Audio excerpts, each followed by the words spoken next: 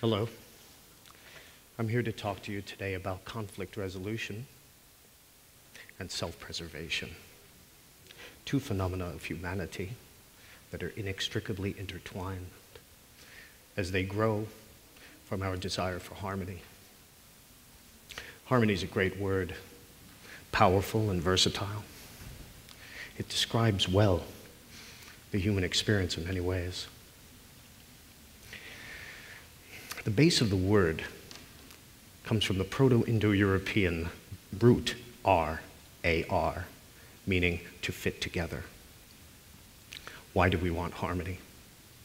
Because we want to fit together. We want to be whole. We humans are vibratory creatures. We're constantly sending and receiving vibrational frequencies in a living feedback loop, communicating with our environment. When frequencies come together, they can be additive, reinforcing one another, or they can be subtractive, canceling each other out to some degree or completely. They can sound together in consonance, or they can sound apart in dissonance. Both consonance and dissonance can be pleasing, depending on where you're from and what your tastes are. All people desire harmony, but they all have different ideas of harmony in groups. Such differences are examples of relative values. Individuals, societies, and cultures can differ widely, and these differences often drive people apart. Behaviors that seem outrageous to some are perfectly normal to others. These differences can appear to be virtually irreconcilable without some common ground upon which to tread. I propose that that common ground is the dual life value, the universal value that sets life above all other relative values. It sets all human life equal in worth and equal in rights. Why the term dual life value? Because it describes one's own life and the lives of others. I think the point is best illustrated by the hunting story, a story originally told by Dr. Robert L. Humphrey. Dr. Humphrey was a veteran of the Battle of Iwo Jima and a cross-cultural conflict resolution specialist. He was serving in that capacity overseas when he was called upon to find a solution to a dispute over an American missile base. There had been protests outside of the base, flag burning, some minor sabotage, and a lot of negative talk on both sides. Dr. Humphrey couldn't find a solution to stop the negative talk. One day, as a diversion, he decided to go wild boar hunting. He took some people from the American embassy with him, and they went to a local village to ask some of the men for help and to act as guides. The village they found was very primitive. No electricity, no running water, mud huts, dirt roads, the smell of sheep dung, and a generous amount of flies greeted the Americans. Menacing men in dirty clothes, women with covered faces, and runny-nosed children were the occupants.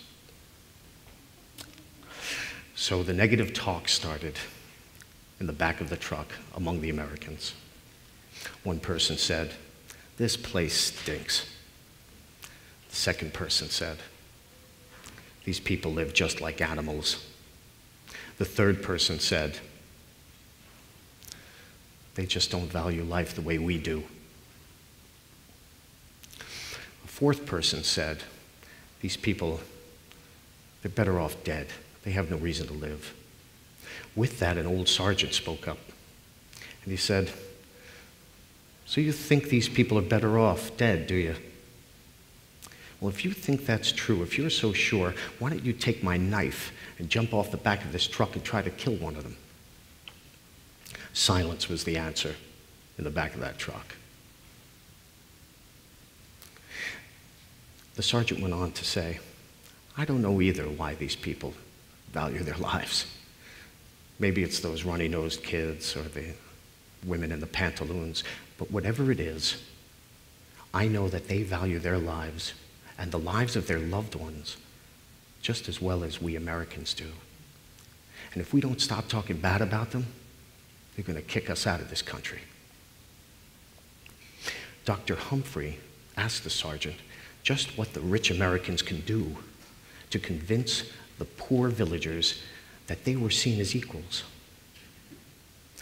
The sergeant answered, "You got to be brave enough to get off the back of this truck knee-deep in the mud and the sheep dung. You got to have the courage to walk through this village with a smile on your face. And when you see the biggest, ugliest, scariest, smelliest villager, you got to look him in the eye and tell him, just with your eyes, that you know he's a man who hurts just like you do, who wants for his children just like we all do, and who hopes like you do. It's that way or we lose."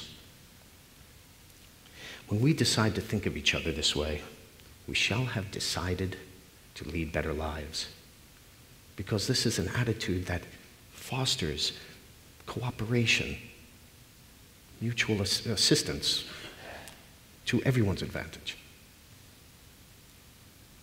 It also protects us from traumatizing ourselves with negative thought and judgmental ideas. I say traumatizing ourselves because when we consider ourselves to be superior to those who live differently, we create dissonance within ourselves, a cognitive dissonance that we may attempt to resolve with lies and unfair justifications for dehumanizing others. When we separate ourselves from others by falsely believing that we're superior and our lives are worth more because we're smarter or richer or better looking, we've diminished ourselves, our humanity. Would any one of us here today wish to think of ourselves, our lives, as worth less than those who've accomplished some more? That the lives of our loved ones are worth any less because of their relative accomplishments? We should preserve ourselves, bring ourselves to cognitive consonance and to sense of nobility without arrogance by respecting and protecting all life, living up to our highest standards, emanating our highest vibrations, using our rational faculties to think circumspectly, to communicate empathetically, creating interpersonal and societal constructs that serve justice. Justice, that highest and most ennobling of human concepts. Justice does not exist in nature, outside of the human mind. The eagle simply hunts the hare. It's not concerned that the hare may have a wife and 50 children. It just swoops him up. But we humans have created justice and fairness. We owe it to ourselves to do right by the concept.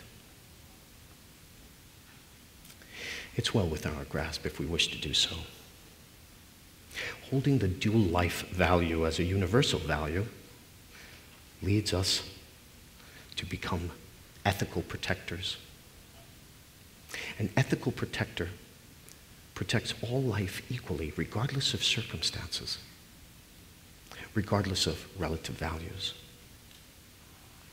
This is the ethic that allows a police officer to do his job impartially. It allows a soldier to take a suspected terrorist into custody rather than shooting him on the spot.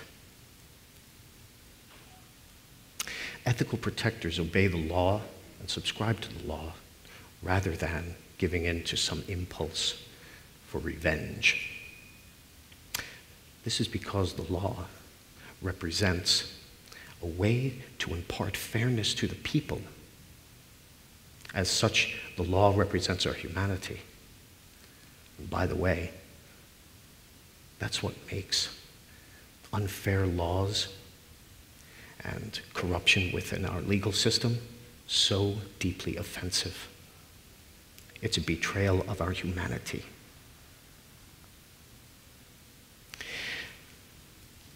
Becoming a protector, an ethical protector, means that we protect life, ourselves and others, but we're also protecting ethical behavior and moral standards. We carry it forth with us into the world, into our relationships, improving all that with which we interact.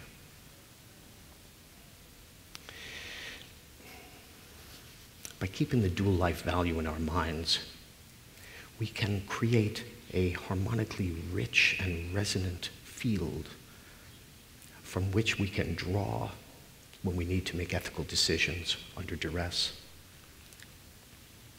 This can be very important. It can also be very risky.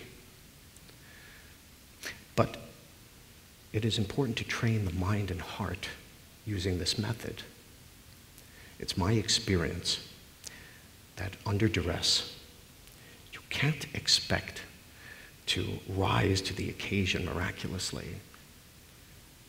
What you can expect is to respond to the threat to your level of training. You will default to your level of training. How else to train the mind and the heart? At least to begin with ideas, beliefs, and behaviors. With the dual life value set as our moral principle, we can then activate ethical behaviors that are life-preserving, life-affirming. Effective training is the result of an effective method and a tested system. We have here the makings of a system. I submit that living in a world of moral relativism, we can set a standard of universal value to benefit all. Let's take up the challenge. Let's stand for something substantial. Let's stand for life. Thank you.